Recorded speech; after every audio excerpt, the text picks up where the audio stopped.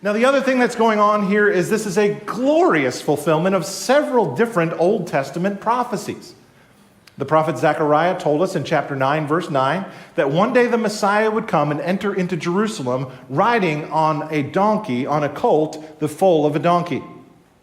Zechariah prophesied this hundreds and hundreds of years before this event took place, which is absolutely amazing.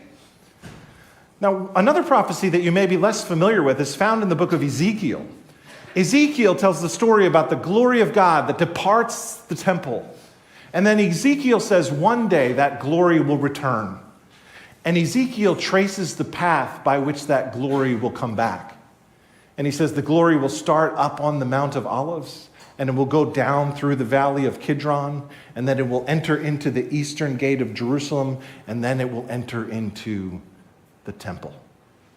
So as we watch the Lord Jesus, the Lord of glory, riding in on this donkey, those of us who know our Bibles realize this is the glory of God that Ezekiel promised, returning back to his own house. So here's what you need to know. This Jesus fulfilled the prophecies of the Old Testament about the coming Messiah. It's really amazing, not just about this event, but so many other events in his life. There are so many specific prophecies about the birth and life of Jesus that were fulfilled with exact precision. The prophet Micah said he had to be born in Bethlehem.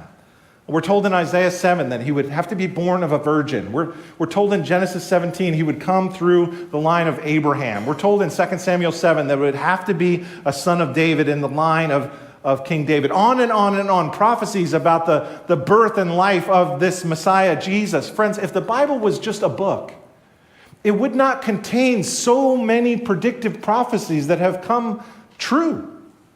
But yet, on many occasions, the Bible predicts the future, years, decades, sometimes hundreds of years in advance, which is amazing. The events that we will study here in Act 5 of our study in the Gospel of Luke have many fulfilled prophecies throughout this text. The prophecies say he will be betrayed for 30 pieces of silver. The prophet said he would be silent when he stood before his accusers. The prophets said that people would gamble for his clothes. The prophets told us that even though he would die, none of his bones would be broken in the process. The prophets told us that he would suffer in Isaiah 53 in a certain and very specific way. Psalm 22 says his hands and his feet will be pierced, a psalm that was written long before crucifixion was ever even invented. I could go on and on. There's about 300 very specific prophecies that are fulfilled, and the odds of one man fulfilling all of these Old Testament predictions about himself just by sheer coincidence is so remarkably unlikely, it's actually kind of funny. The chances of one man fulfilling just 8 of these prophecies by himself would be 1 in 10 to the 17th power, which is a 1 with 17 zeros after it. Now, if you're a kid here with us today and you like math, does anybody know what number that is on the screen? Can you figure that number out?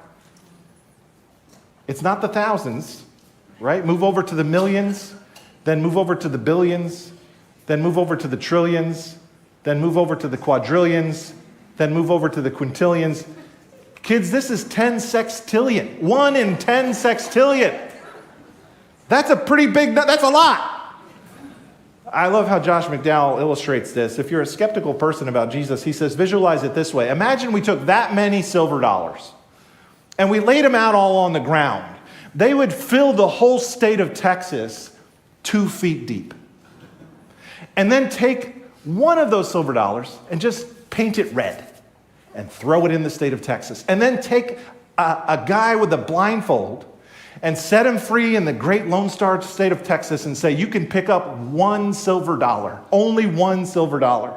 What are the odds that that one man is going to choose the red silver dollar on his first try? Ladies and gentlemen, what I'm saying here today is that this one man, the Lord Jesus Christ, fulfilled all of these Old Testament prophecies perfectly. You have to wrestle with that. Now, isn't it interesting that in nearly every modern fantasy book or movie, kids, if you ever read fantasy stories like The Lord of the Rings or Harry Potter or The Chronicles of Narnia or Wheel of Time or Aragon, there's usually some prophecy in those stories about the one who's coming, and he's going to make everything right one day. We're all waiting for the one. Let me tell you a little secret. That's copyright infringement on the original prophesied Messiah story. This is Jesus fulfilling what was written about him.